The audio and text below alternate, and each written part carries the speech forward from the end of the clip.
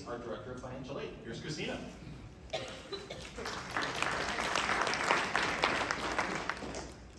Corey. I'll be covering 3 of our offices on campus who deal with finances and then touching base on a couple other resources. So our financial aid office is over in Graff Main Hall, and then our Scholarship Resource Center and It Makes Sense, our money management program, share a space on the lower level in the Student Union building next to textbook rental. So to start with the financial aid office, we would be your contact for the FAFSA, the free application for federal student aid. So that application is used for the federal aid, the grants, the loans, work study, state aid also if you're Wisconsin residents. So the 25-26 application has been open for a while. Hopefully you got a chance to complete that. But if you didn't, it's not too late. You still can do the 25-26 application. And then the 26-27 application should be available in October.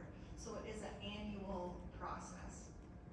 And we know that the FAFSA uses tax information from 2 years prior.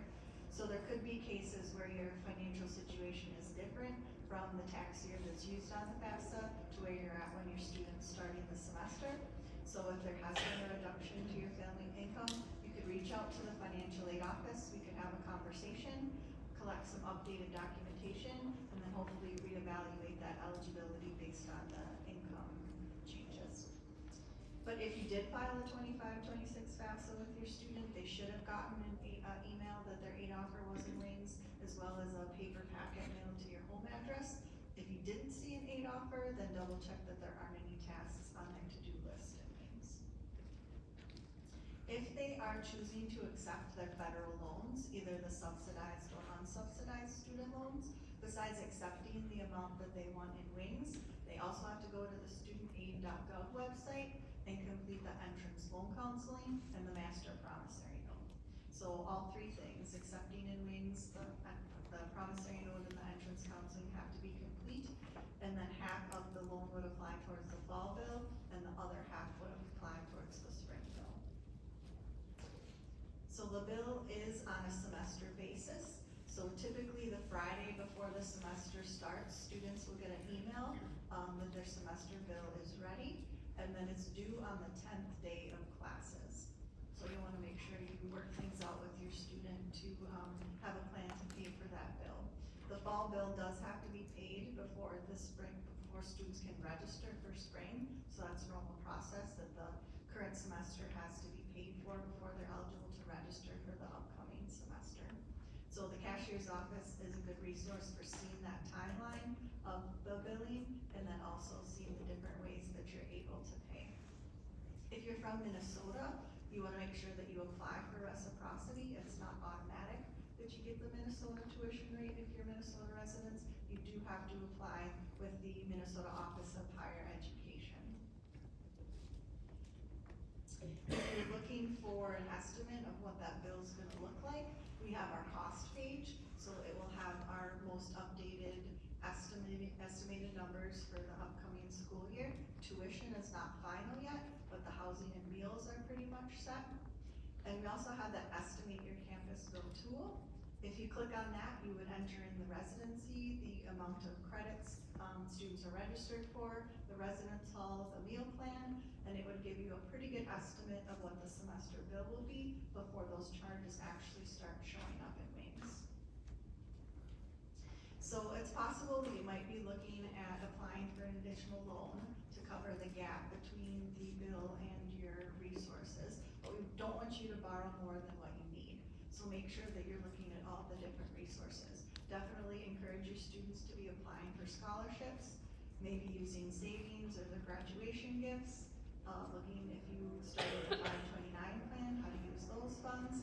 And then also if any of you as parents served in the military, it's possible that there could be educational benefits that your child can use as a dependent. So if you think that might be your situation, I would definitely encourage you to connect with our Veteran and Military Connections office, and they could have a conversation and see if there's any benefits that your student would be able to use as a dependent. But if you do need to borrow an additional loan, typically that's either a federal Parent Plus loan or a private student loan. so that amount listed as other loan eligibility in wings would be the maximum amount to apply for in either typically the Parent Plus or private student loan, and that would be an additional application beyond the FAFSA. If your students are wanting to work on campus, that's definitely an option. We have two main types of student employment. One would be federal work study. That would be part of their FAFSA aid offer. If they accept work study in wings, then they'll be sent a survey to complete, and then we'll use that survey to match them with a job on campus. But most of our student employment is in work study. It's what we call student help, and then it's their responsibility to search for those jobs. A number of them will be posted on our website Handshake, and then there's also a part-time job fair planned for the first week of classes in September. If they're looking to work on campus, you wanna make sure that they have the right documents with them to get set up with human resources. So if they have a passport, that would cover it. If they don't have a passport, then they would need a photo ID along with their original birth certificate or original social security card. Next, our Scholarship Resource Center, or SRC for short. They really exist to help students find and apply for scholarships. So we have one full-time staff member and a team of peer mentors where students can set up one-on-one meetings to help search for scholarships or maybe review the applications that they're working on to give them some advice. They have a number of workshops throughout the school year, and they also maintain an outside scholarship database with hundreds of private scholarships that students can search year-round.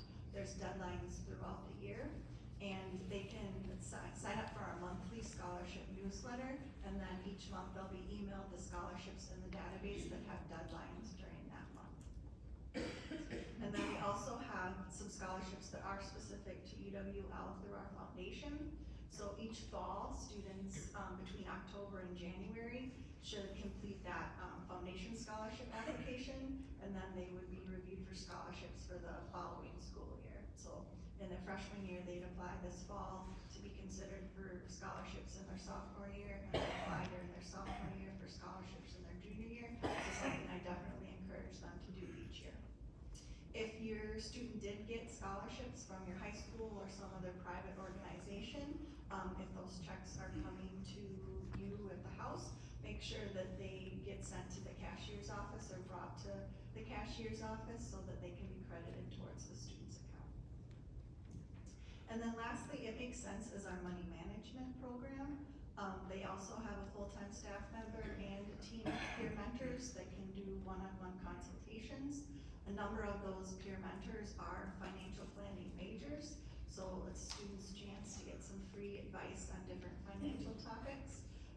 Maybe they're looking at planning a budget for a study abroad experience or moving off campus. Maybe they just wanna learn more about how to build their credit score or different investing options. They also have a number of workshops throughout the school year. Here's an example of some of the events that we had this past spring. And at each event, both the Scholarship Resource Center and It Makes Sense, students have a chance to win a $50 scholarship.